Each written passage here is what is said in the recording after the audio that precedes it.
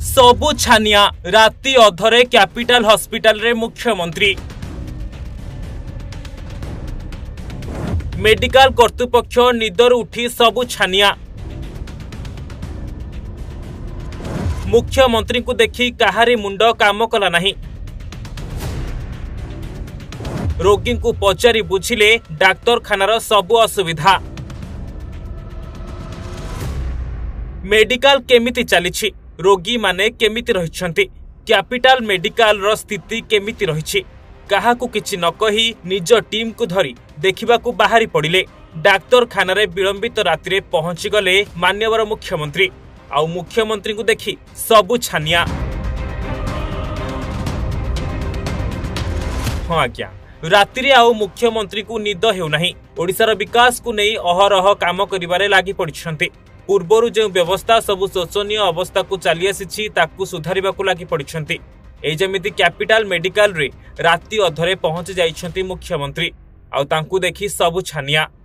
टिके ही सब दृश्य को देखंतु राति रे केमिति काहाकू किछि न कही कैपिटल मेडिकल रे पहुंची जाइछंती मुख्यमंत्री मोहन माझी। सूचना मुताबिक मुख्यमंत्री मोहन माझी शुक्रवार विलंबित राति रे मेडिकल केमिति भाबरे चलीछि ताकू देखिबाकू पहुंची जाइथिले। मेडिकल कर्तृपक्ष को नहीं मध्य एने कौनसी सूचना दिया जाय नथिला। हठात निजर टीम नहीं निजे मुख्यमंत्री स्थिति पर रखिथिले।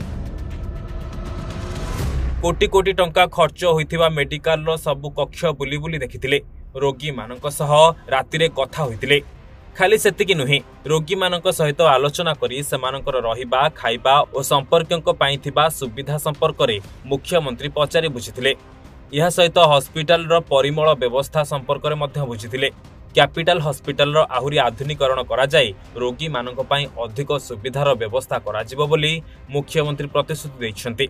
एही अवसर रे हॉस्पिटल रो अस्थायी कर्मचारी मानक सहित मध्य आलोचना करी सेमानकर प्राप्य मजूरी संपर्क में बुझिथिले।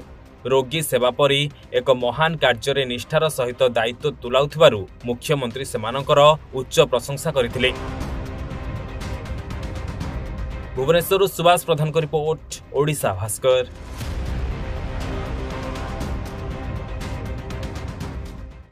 जातक विचार एवं गृहर वास्तु जनित समस्यार समाधान पई जोगाजोग करंतु ज्योतिर्वेद वास्तुवेद श्री मानस चंद्र नायक। जोगाजोग करंतु 9438481748।